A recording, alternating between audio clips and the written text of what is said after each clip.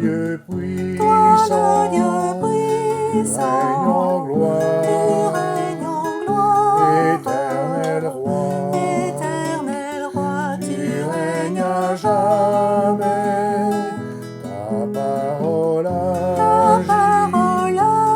agit pour nous ton amour délivrer, ton amour guérit, tu es mon Dieu. Dieu de gloire, nous élevons ton nom, toi qui règnes en majesté. Nous nous tournons vers toi, nous te louons, t'adorons, glorifions ton nom très saint. Toi le Dieu Toi puissant, le Dieu puissant, tu règnes en gloire, éternel roi, tu règnes à jamais. ta parole agit pour nous délivrer, ton ton amour guérit, tu es mon Dieu.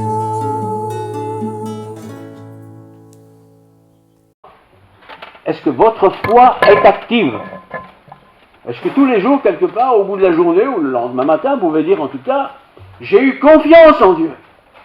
Et j'ai eu raison d'avoir confiance en Dieu. Dieu m'a secouru, Dieu m'a béni. Et j'ai pu du coup en bénir d'autres par le service que Dieu m'a rendu. L'exemple que j'invente rien ici, l'exemple que je vous invite à découvrir avec moi, c'est l'exemple d'un jeune homme, pas très fort vieux, un jeune homme, qui ne vit pas en ville. Il n'est pas au centre d'une grande ville où il y a tout ce qu'il faut comme confort, comme amusement, comme préoccupation. Il ne vit pas en ville. Il est d'ailleurs lui-même plutôt un solitaire. Il n'y a pas plein de copains. Il est solitaire. Ça ne veut pas dire qu'il est seul. Il aime la musique. Il n'aime pas les ordinateurs. À l'époque, il n'en avait pas. Mais je le comprends. Il n'aime pas, il aime la musique. D'ailleurs, il joue lui-même d'un instrument. Vous pouvez essayer de trouver de qui je vais parler. Il aime l'écriture. Il sait écrire. Il aime observer la nature. Quel jeune homme. Il n'est pas au chômage. D'abord, ça n'existait pas à l'époque. Mais il prend au sérieux, très au sérieux, le boulot qu'on lui confie. Pas besoin d'avoir un inspecteur des travaux. Il est tellement sérieux dans le travail qui lui a été confié. Trouvez qui c'est? Samuel 17. Et vous allez voir que ce jeune homme, il n'a pas froid aux yeux. Moi, je ne suis pas spécialement pas courageux, mais je ne suis pas non plus spécialement courageux. Quand je vois un géant devant moi de presque 3 mètres de haut, je ne vais pas m'y frotter. Ça vous dit quelque chose? Pas trop? Faut lire la Bible, hein? Faut lire la Bible. Même l'Ancien Testament, c'est intéressant. Alors, comment pourrais-je le décrire? C'est surtout quelqu'un qui aime Dieu. On n'a pas de Bible, il n'avait pas de Bible comme nous, mais il aimait Dieu parce que ses aînés, sa famille sans doute, étaient des croyants qui croyaient en l'Éternel. L'Éternel, c'est le Dieu de toujours. Éternel, ni commencement, ni fin. J'espère que vous aussi, vous croyez dans ce Dieu-là, ni commencement, ni fin. Ce n'est pas un nouveau Dieu qui est apparu. Il croyait en l'Éternel. Alors, nous allons lire son histoire, je vais vous raconter. Je vais vous lire l'histoire tout simplement, un résumé, un extrait. C'est 1 Samuel 17. Prenez pas votre Bible parce que parfois il y a des variantes et on va être perdu. Je vous lis tel qu'il est écrit dans les Bibles en général. 1 Samuel 17, versets 3 à 11. Le grand chef qui est occupé à ce moment-là, il s'appelle Saül. Il paraît qu'il était très grand, beaucoup plus grand que tout le monde. Il s'appelait Saül, très dominant, très écrasant, pas très sympa j'imagine, d'après ce qu'on lit dans le texte. Donc les Philistins, ce sont les ennemis, ceux qui sont d'une autre religion, d'une autre société. Les Philistins se tenaient sur une montagne. Une montagne, c'est une colline, ils ne sont pas des millions non plus. Allez. Les Philistins se tenaient sur une montagne, et Israël c'est le groupe qui croit en Dieu, qui croit en l'Éternel, c'est le groupe de Juifs, qu'on pourrait dire, mais qui sont croyants. Donc, et Israël, sur celle d'en face, c'est une montagne, chacun d'un côté. La vallée les séparait. Voilà, tout simplement, montagne, une vallée, c'est la vallée séparée. Un homme sortit alors du camp des Philistins. Les Philistins, quand vous entendez ce mot-là, vous êtes sûr que ce sont des gens qui ne sont pas croyants, en tout cas ils ne croient pas dans ce que la Bible raconte. Un homme sortit alors dans le camp des Philistins et s'avança entre les deux armées. Il s'appelait Goliath. 3 mètres de haut d'après le texte. Vous imaginez, moi j'ai 1m80, et encore en tirant dessus. 3 mètres. Le pasteur encore ici, pasteur pas à la porte, c'est sûr. 3 mètres. Quel gaillard, hein? Imaginez ça dans votre tête. Il s'appelait Goliath, il venait de Gad. Gad c'était une région, mais il n'y avait pas de juifs là, c'était des gens, enfin, voilà. Et il mesurait environ 3 mètres, je viens de le dire. 3 mètres. Vous savez combien je fais, moi? 1m65. 3 mètres. On peut faire les plafonds, hein, ça c'est clair. 3 mètres. Il avait sur la tête un casque de bronze. Et il portait une cuirasse à écailles en bronze. C'était pas du plastique, hein. Qui pesait près de 60 kilos. J'invente rien ici, hein. 60 kilos. Il avait des jambières en bronze et tenait un javelot en bronze et en bandoulière. Ce javelot était toujours avec lui. Le bois de sa lance avait la grosseur d'un cylindre de métier à tisser. Et la lance en fer pesait 7 kilos. La lance, elle pèse 7 kilos. C'est énorme. Celui qui portait son bouclier marchait devant lui. Le Philistin s'arrêta et s'adressa aux troupes d'Israël, rangées en ordre de bataille. Il leur cria: « Pourquoi sortez-vous pour vous ranger en ordre de bataille? Pourquoi tout ça? Ne suis-je pas le Philistin? Et n'êtes-vous pas des esclaves de Saül? Saül, c'était le chef d'Israël, un chef qui est un peu mal tourné. Et cet ennemi disait: mais vous êtes un peu les mandailles de cet homme-là, là. Qu'est-ce que c'est que ça, hein? Choisissez un homme qui descende contre moi. J'aimerais bien voir quelqu'un qui ose m'affronter. S'il peut me battre et qu'il me tue, nous serons vos esclaves. On sera à votre service. Mais si je l'emporte sur lui que je le tue, vous serez mes esclaves et nos servantes. C'est la parole de Dieu. C'est la Bible, c'est l'Ancien Testament. Il faut lire de temps en temps les histoires de l'Ancien Testament, c'est pas piquer des vers. Le Philistin dit encore, donc ce n'est pas juif, hein, il n'est pas le peuple d'Israël. Je jette aujourd'hui un défi à l'armée d'Israël. Ah, provocation. Donnez-moi un homme pour que nous nous battions ensemble. C'est déjà qu'il ne dit pas donnez-moi une femme. Hein. Il a bien dit un homme, mais le premier, il a 3 mètres de haut. Moi, j'ai 1 mètre, pas beaucoup. Voilà. En entendant ces paroles du Philistin, Saül, ça c'est le chef d'Israël, et tout Israël furent effrayés et remplis de peur. Vous imaginez, hein? Allez, on va être un peu réaliste. Moi, je fais 1m70, là encore, faut-il être sûr. Vous voyez où ça arrive? Il a 3 mètres de haut, ces gars. Vous regardez, même de l'imaginer, c'est déjà fait. Alors, je continue. Mais je l'emporte. Choisissez un homme qui descende contre moi. S'il peut me battre et qu'il me tue, nous serons vos esclaves. Parce que ce sera une bataille de 1 à 1. Mais qui peut battre un homme aussi fort? Il a toutes les chances de gagner, le gars, hein, évidemment. Nous serons vos esclaves. Mais si je l'emporte sur lui et que je le tue, vous serez mes esclaves et vous nous servirez. C'est une proposition sympathique, en réalité. Le Philistin dit encore, donc c'est vraiment l'hymne Israël, le Philistin dit encore: je jette aujourd'hui un défi à l'armée d'Israël. Je vais vous défier. Donnez-moi un homme pour qui nous nous battions, pour que nous nous battions ensemble. En entendant ces paroles, du Philistin, Saül, ça c'est le chef d'Israël, il était grand, mais pas si grand que l'autre, hein. Saül et tout Israël furent effrayés et remplis de cœur. Il n'y a personne qui pourrait battre un personnage comme il est décrit ici. Or, David, ça c'est le David qu'on connaît bien, était le fils de l'Éphratien de Bethléem en Juda, nommé Isaïe, qui avait 8 fils. Lui, il a une stature standard, dirions-nous. À l'époque de Saül, cet homme était vieux, d'un âge avancé. Les 3 fils aînés d'Isaïe avaient suivi Saül à la guerre. Voici le nom de ces 3 fils, partis pour la guerre. Eliab, c'était l'aîné, Abinadab, le deuxième, et Shamma, le troisième. 3 fils.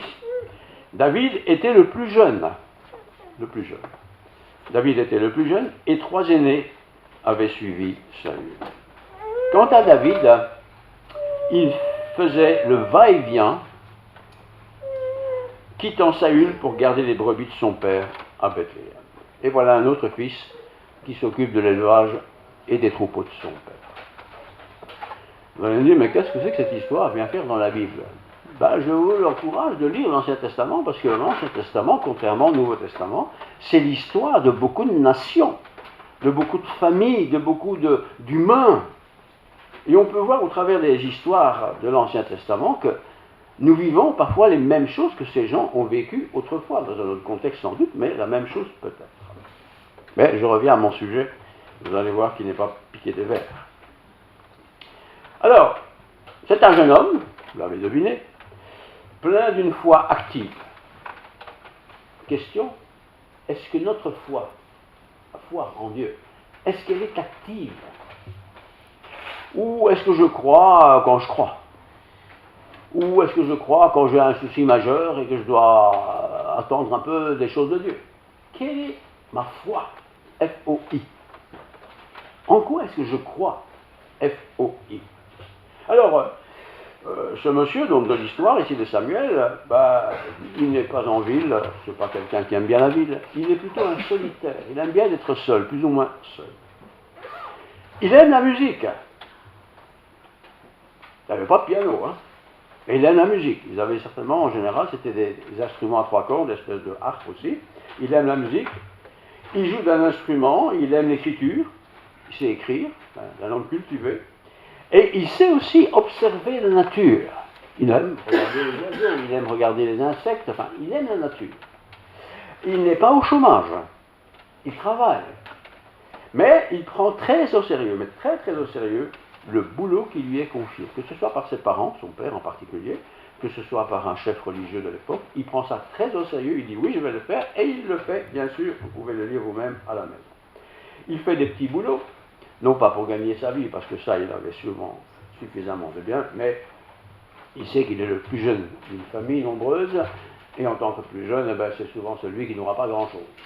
Il sait ça, donc il travaille pour essayer d'avoir un peu d'argent, je suppose, pour vivre. Enfin, il est croyant et il suit fidèlement tout ce qu'il a reçu comme enseignement religieux de la part de ses pères, les pères, les grands-pères, enfin tout ça, qui ont parlé de Dieu. C'est pas comme nous on est des super gâtés, on a des bibles, on a tout ce qu'on veut, mais là il n'avait pas tout ça. On transmettait de bouche à oreille un peu tout ce qu'ils avaient appris sur l'histoire de l'humanité, en commençant par Adam et Ève, bien sûr. Alors ce personnage, vous avez deviné son nom? Hein? Hein? Vous allez voir, vous allez être surpris. Donc j'ai dit, il était jeune, très jeune, il aime Dieu, et son histoire se déroule écrite, je l'ai dit, dans le livre de Samuel, chapitre 17. Il est quelqu'un fondamentaliste, je pourrais dire, un peu fanatique comme ça. Il avait toujours avec lui une cuirasse qui pesait, semble-t-il, 60 kilos. On pouvait déjà l'attaquer fort, 60 kilos, je ne sais même pas le lever, ça. Hein. Et puis, il avait aussi une espèce d'épée, mais on ne sait pas si c'est vraiment une épée, qui pesait 7 kilos. Ça, c'est vérifié par les historiens. Alors, je vous lis maintenant chapitre 17, versets 10 à 11, simplement, écoutez, et retenez ça, c'est ce qu'il faut. Le Philistin dit encore, le Philistin ça c'est l'ennemi, hein, mais c'est un gaillard, hein, orgueilleux, vaniteux, méprisant vis-à-vis de l'autre. Donc le Philistin dit encore, je jette aujourd'hui un défi contre l'armée d'Israël. L'armée d'Israël c'est une bonne armée. Et il défie, ce Philistin, ce géant, il défie cette armée. Vous allez voir ce que vous allez voir. Donnez-moi un homme pour qui nous nous battrons ensemble. Un contre un, c'est déjà bien. En entendant ces paroles du Philistin, Saül et tout Israël furent effrayés. Ils étaient remplis de peur. Il n'y avait pas un volontaire pour dire, moi je vais aller battre ce géant. Bah, je comprends. Un géant qui fait 3 mètres, pensez à comme moi, bah, je n'oserais jamais aller me battre avec lui, hein, après je lui donnerai ma main. Or, David, vous connaissez bien son histoire, était le fils de l'Éphratien de Bethléem, en Juda, nommé Isaïe, qui avait 8 fils. Et lui, il fait partie de ces 8 fils. À l'époque de Saül, Saül c'est le roi d'Israël, c'est un peu d'histoire ici, hein. Cet homme était vieux, d'un âge avancé. Bon, les vieux, ils ne s'occupent plus trop des affaires. Les 3 fils aînés d'Isaïe, par contre, avaient suivi Saül à la guerre. Ils en connaissaient un brin. Voici le nom des 3 fils partis pour la guerre. Retenez bien. Eliab, l'aîné, Abinadab, le deuxième, et Shama, le troisième. 3 garçons, chacun un nom. Ils ont fait la guerre, ils connaissent la guerre. David, l'autre garçon, le plus jeune, était le plus jeune et les 3 aînés n'avaient suivi Saül. Le plus jeune n'a pas suivi, le père n'a pas voulu qu'il les suive. C'était trop jeune, trop petit. Quant à David, il faisait le va-et-vient, quittant Saül pour garder les brebis de son père à Bethléem. Voilà la situation. Une famille décrite comme ça. Si moi je devais envoyer un de mes fils à la guerre, j'en ai 3. Je me dis, qui est-ce que je pourrais envoyer? On n'a pas le choix, hein. C'est un ordre. Qui pourrais-je envoyer? Le plus petit, s'il est comme son père, il n'a pas très envie de faire la guerre. Le plus grand, il n'est pas assez grand, quoi. Et puis le moyen, lui, il n'est pas en bonne santé. Difficile. Et pourtant, il va provoquer David, il va provoquer ce géant. Il va le provoquer au nom de Dieu. Il n'a jamais vu Dieu. Il n'a pas une église, il n'y a pas d'église à l'époque. Par-ci, par-là, on parlait de Dieu, et il croyait dans ce Dieu, mais il ne l'a jamais vu. Et il parlait au nom de Dieu pour provoquer ce géant qui, visiblement, peut-être 3 mètres, ça se voit, hein, gabarit, hein. Qui va oser attaquer ce géant? Qui va oser? Tu n'es pas chiche, a-t-il dit ce géant, de venir me combattre. Tu n'oserais pas. Tu dis que tu as Dieu avec toi, mais tu n'oserais pas m'attaquer. Tu dis que tu as Dieu avec toi, mais tu n'oserais pas quitter ton groupe de gens autour de toi. Tu n'oserais pas. Parce que le géant, il était grand, hein, 3 mètres, même à côté de quelqu'un de 1,80 m, il n'était pas 1,80 m d'ailleurs, c'est énorme, C'est une histoire biblique, hein, vous pouvez la lire dans le livre de Samuel, c'est pas banal, Alors, je me suis dit, tiens, et si ce géant habitait à Arlon, et qui dise, moi je suis protestant, je vais à l'église évangélique, et un matin je le vois devant la porte de l'autre côté. Bonjour monsieur. Déjà je me dirais, pourvu qu'il ne me faut pas une taloche, parce que sinon je serais écrasé. 3 mètres. Contre un homme normal, comme vous et moi, 1,70 m, 1,80 m peut-être. Réaction de David. Je vous lis ça parce que c'est palpitant. 17, versets 32-33. Voilà. 17, 32, 33. C'est tellement bon Dieu que je vois plus que je lis. Voilà. David dit à Saül, ça c'est le fameux gars, que personne ne se décourage à cause de ce Philistin.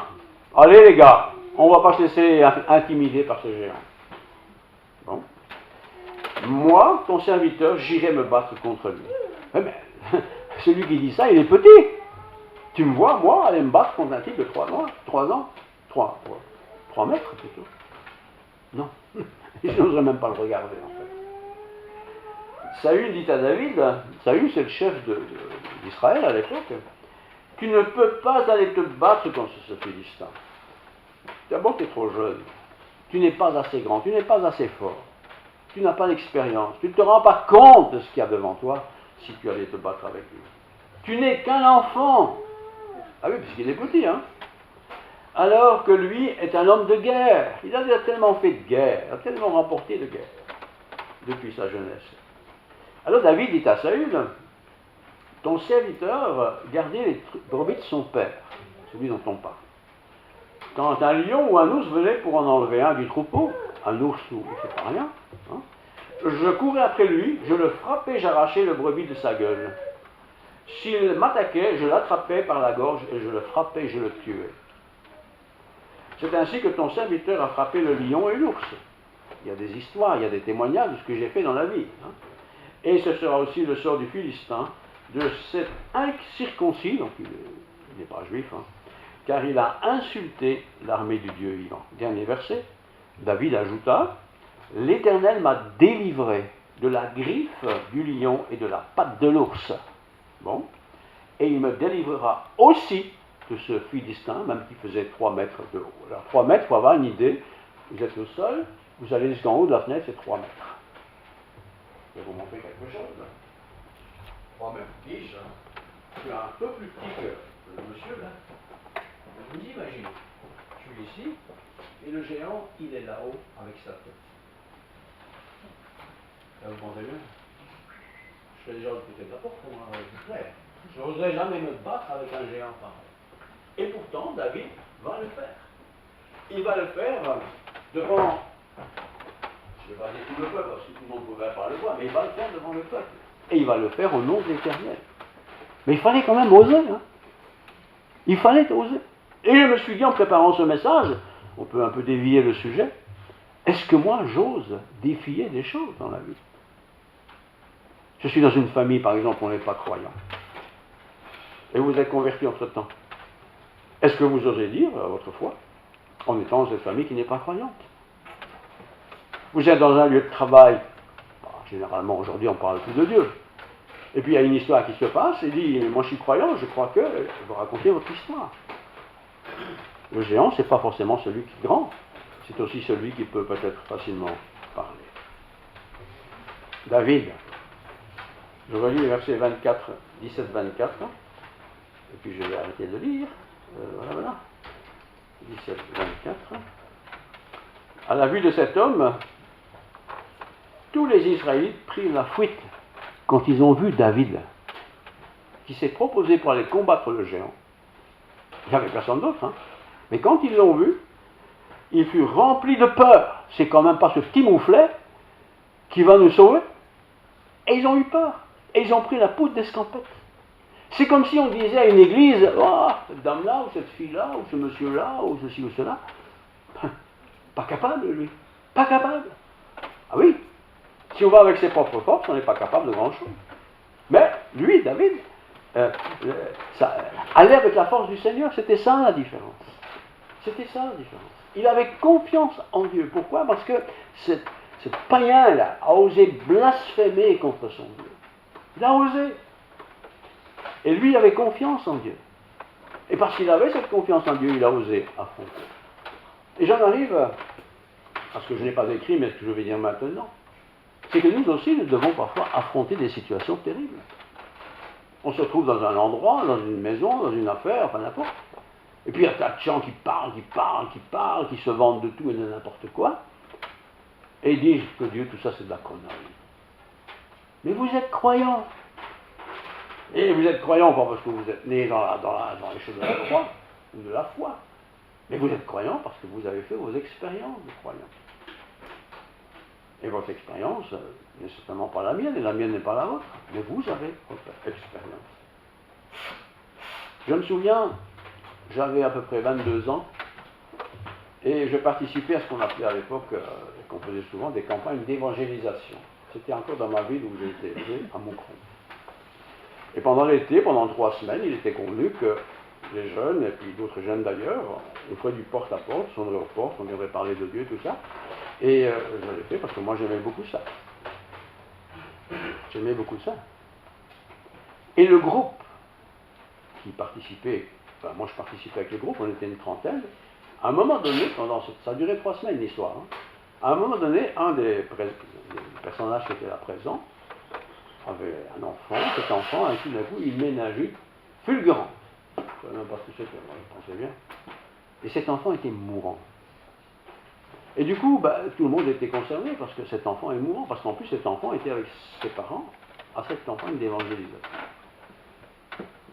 Et on s'est tous dit, on va prier, puisque nous prêchons que Dieu peut tout. C'est pour ça qu'on sonnait au pas.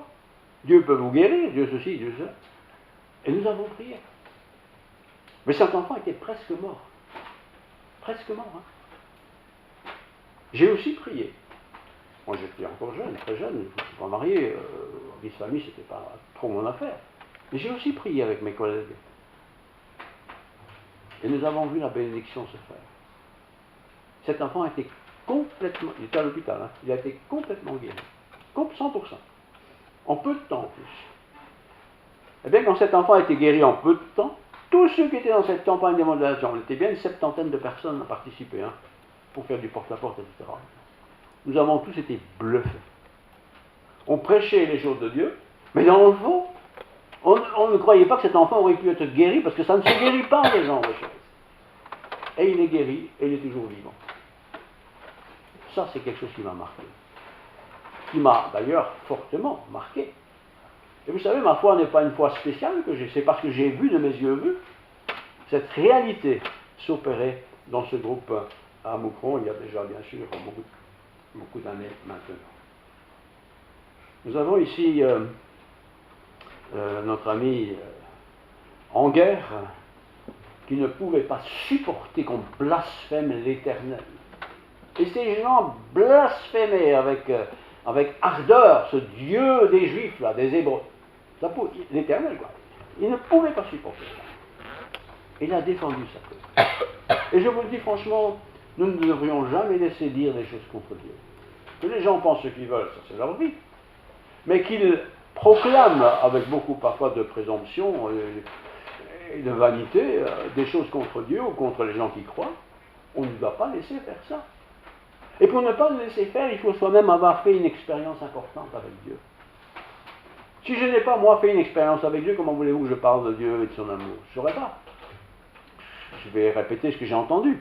Mais quand vous l'avez vécu, alors là, votre foi devient blindage. Ça devient du costaud. Vous n'allez pas avoir toutes les semaines un miracle, mais vous aurez de la foi pour dire à quelqu'un, tu sais, tu peux prier, on va prier ensemble. Pour ceci ou pour cela. Et vous pourrez, il ne faut pas dire parce que moi je l'ai eu que vous l'aurez, ça, je ne suis pas Dieu. Mais vous avez vécu quelque chose. Et ce quelque chose que vous avez vécu, David l'a vécu. Je vous lis maintenant encore deux versets, 17-32, donc c'est 1 Samuel 17-32. Suivante. David dit à Saül c'est le grand monsieur de 3 mètres, que personne ne se décourage à cause de ce Philistin. Donc il a une petite compagnie, si vous voulez. Et les gars, c'est pas la peine d'avoir peur. Hein. David est là, mais les autres ont peur. Moi, ton serviteur, j'irai me battre contre ce géant.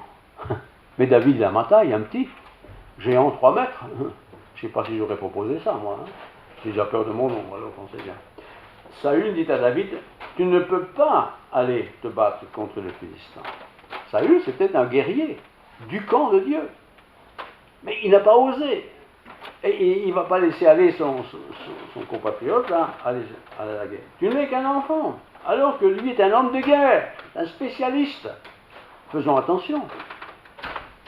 Il est un homme de guerre depuis sa jeunesse. David dit à Saül, ton serviteur gardait, il le met un petit peu en position d'audace, ton serviteur gardait les brebis de son père.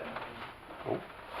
Quand un lion ou un ours venait pour en enlever un du troupeau, un lion ou un ours, c'est pas rien non plus, hein, je courais après lui, je le frappais et j'arrachais la brebis de sa gueule.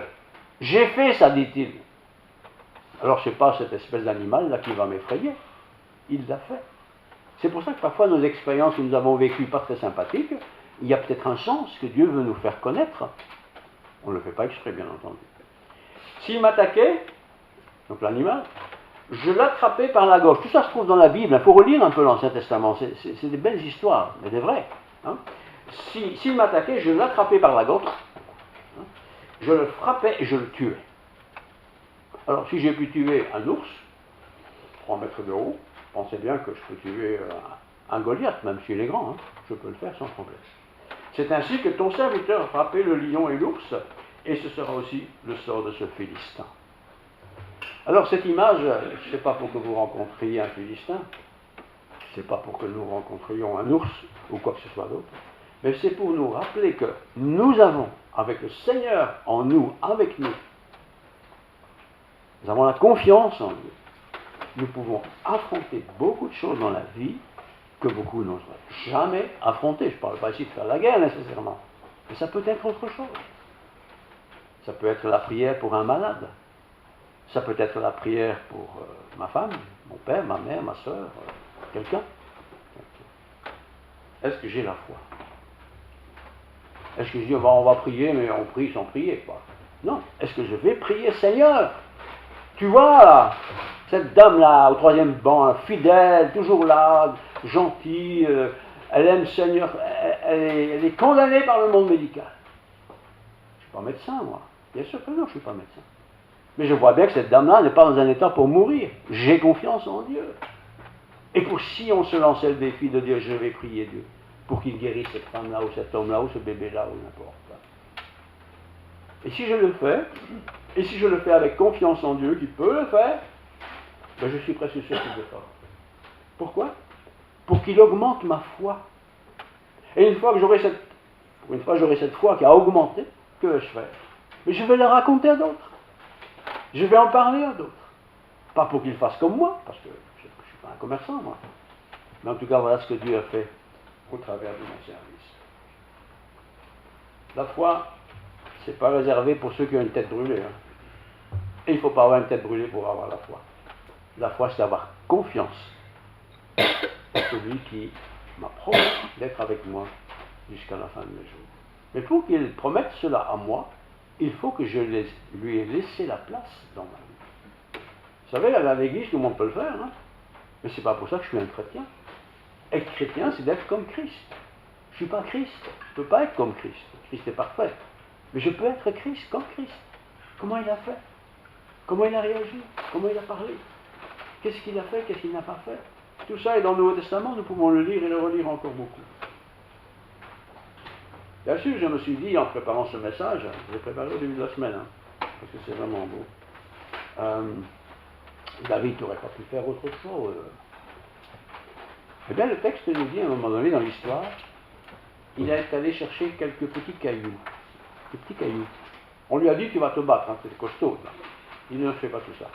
Je ne vais pas affronter ce géant. Mais je vais aller chercher quelques cailloux. Et il est allé chercher 5 petites pierres, petits cailloux. Il les a ramassés, il est venu. Je suppose que tous ceux qui étaient là ont regardé ce qui allait se passer. Il n'a pas bougé beaucoup. Et puis il a fait...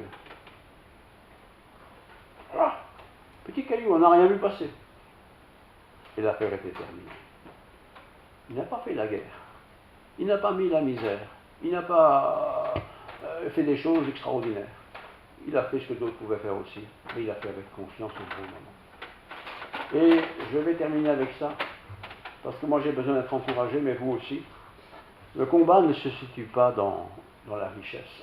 Le combat ne se situe pas dans les connaissances que j'ai. Le combat ne se situe pas dans la grande famille que je vis, dans la belle église où je vais. Non, le combat n'est pas là. Le combat est quand je laisse Dieu me guider et qu'il fait le travail. Moi je ne peux pas faire de miracle, bien sûr que non. Mais je crois au miracle. Je crois vraiment au miracle. Je crois vraiment que Dieu peut guérir quelqu'un de quelque chose qui est inguérissable. Je le crois. Je n'ai pas dit qu'il va le faire, je n'en sais rien. Mais je crois qu'il peut le faire. Une dernière chose, dans la foi de David. Il avait beaucoup de soins, David. Il était soigneux. Il était attentif. Il était toujours prêt à faire quelque chose. Et je vous lis le verset 42-43, si je ne me suis pas trompé de chapitre, je ne l'ai pas noté. 22, non, c'est 2 Samuel 22. Je ne suis pas sûr que j'ai bien écrit, parce que j'ai écrit un peu vite cette fois-ci. 2 Samuel 22, 42-43, c'est ça. 2 Samuel 2, 22, 42, 43. Voilà. Je l'ai réduit en miettes. Il fait un rapport. Hein. Je les réduis en miettes. Je les rends pareils à la poussière de la terre.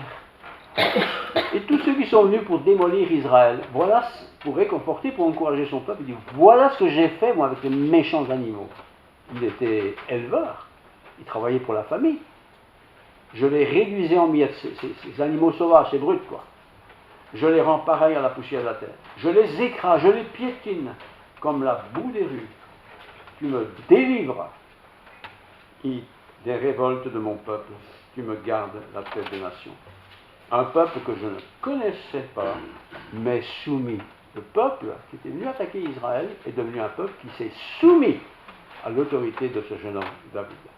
Parce que ce peuple s'est rendu compte que cet homme, ce jeune homme, avait quelque chose que eux n'avaient pas et que les autres non plus n'avaient pas, ou plus. Les étrangers me flattent, ils m'obéissent en premier.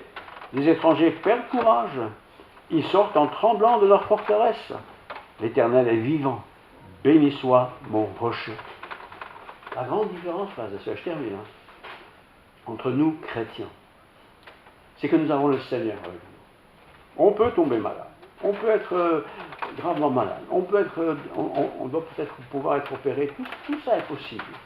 Mais nous avons le Seigneur avec nous. Et ça, c'est une grande différence. Parce qu'ici, Dieu est avec nous, qui Sera contre nous. Ben vous le savez. Alors pourquoi si souvent paniquer? Ah, j'ai perdu mon boulot, catastrophe. Oui, c'est embêtant, mais c'est pas la catastrophe non plus. Ah, je suis malade, on m'a dit que j'avais le cancer. Alors, on t'a dit, hein, mais quel cancer tu as? Moi, je peux guérir n'importe quel cancer, dit Dieu. Et si tu ne l'as pas entendu, tu peux croire que c'est comme ça. Ainsi de suite, ainsi de suite. Et puis qui encore? Moi, je veux me marier, mais la personne qui veut de moi. Ah ben, c'est embêtant. Mais il faut peut-être aller vers ceux qui ne veulent pas de toi, ils vont peut-être te dire, après tout, tu veux de moi. Il ne faut pas avoir peur. Si Dieu est avec nous, je le répète encore une fois, qui sera contre Dieu? Il n'y a personne qui peut aller contre Dieu. Personne. Et parfois, on perd un travail, par exemple, alors qu'on était bien dans l'entreprise où on était, en panique. Mais si tu as perdu ce travail, Dieu n'est pas là pour t'embêter. Hein. Dieu a dit, tu travailleras à la sueur de ton front, donc il faut du travail, il faut que tu en trouves. Et certains disent, j'en ai pas trouvé. Et qu'est-ce que tu as fait pour en trouver? Bah rien, j'étais à la compagnie qui s'occupe du travail. Et alors quoi? C'est pas comme ça qu'il faut. Tu cherches du travail. Tu vas frapper aux portes des entreprises. Ne cherchez pas un type comme moi, là. Qu'est-ce que vous savez faire? Rien. Mais je suis toujours à l'heure au travail. Ah, toujours à l'heure. Et tu termines quand? Quand vous voulez. Ça, c'est autre chose. Ça, c'est autre chose. Alors, je ne dis pas tout ça en rigolant, vous savez, je le crois vraiment. Enfin, cet exemple, bien sûr. Je termine. Dernière chose remarquable, David a fait le choix soigneux de ne pas se mettre en avant. Et c'est pour ça que le peuple n'avait pas trop confiance dans ce jeune homme. Hein. Mais en fin de compte, si vous lisez le texte, vous verrez que personne ne s'est proposé pour aller combattre ce géant. Alors que parmi ces personnes, il y avait des gens très grands. Mais personne n'a voulu, n'a osé. Et lui était petit. Il n'était même pas soldat. Je vais y aller. Et qu'est-ce qu'il dit? Ben moi, quand je suis tout seul en train de surveiller les animaux de ma famille, quand je vois un animal pas sympathique, je prends ma petite fronde et pouf, et puis il est mort. C'est vite fait. Et il a fait ça exactement pour montrer qu'il était sous la possibilité d'éliminer quelqu'un simplement avec une petite pierre. N'espérons pas qu'il nous faille 25 années d'université, 17 années d'autre chose. Non, non. Je répète, si Dieu est avec moi, personne ne peut être contre moi. Vous êtes attaqué, quelle que soit la manière. Hein. Dieu est avec vous. Si bien sûr vous êtes fautif, il faut réparer cette faute, bien sûr. Voilà. Alors, je termine avec le verset 47-51. C'est tellement bien écrit, je ne sais plus ce que j'ai écrit, c'est chapitre 22, verset 47. Je termine. Hein. L'Éternel est vivant, béni soit mon rocher. Que l'on dise la grandeur de Dieu, le rocher de mon salut. On parle de rocher, hein, c'est pas du petit caillou. Hein. C'est le Dieu qui m'accorde la vengeance. C'est pas moi qui vais manger. C'est mon Dieu qui m'accorde la vengeance. Il va se venger pour moi. Qui m'a servi les peuples. Moi, je ne vais pas écraser les gens. C'est Dieu qui va s'en occuper. C'est mon ennemi qui m'a fait du mal. Je ne vais pas m'attaquer. Dieu va s'en occuper. Hein? Qui me fait échapper à mes ennemis. Tu m'élèves au-dessus de mes adversaires. Oui, j'ai pas fait l'université, j'ai pas fait Harvard, mais qui m'élève quand même au-dessus de ceux qui sont peut-être mes adversaires. Tu me sauves de l'homme violent. C'est pourquoi je louerai parmi les nations l'Éternel. Parmi les nations. Est-ce qu'on sait dans ton entreprise que tu es chrétien? Et parce que tu es chrétien, tu fonctionnes comme ça, comme ça, comme ça. Et je chanterai la gloire de ton nom. Il accorde de grandes délivrances à son roi. Il agit avec bonté envers celui qui a désigné son onction, envers David et sa descendance, pour toujours.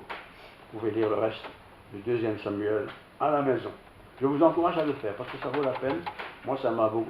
Je connaissais ce texte bien depuis longtemps. Oui, petite anecdote que je n'ai pas terminée tout à l'heure. Quand j'étais donc, j'avais 20 ans environ, c'était une campagne d'évaluation. Et à un moment donné, on était 30-35 personnes sur Léopold et tout ça.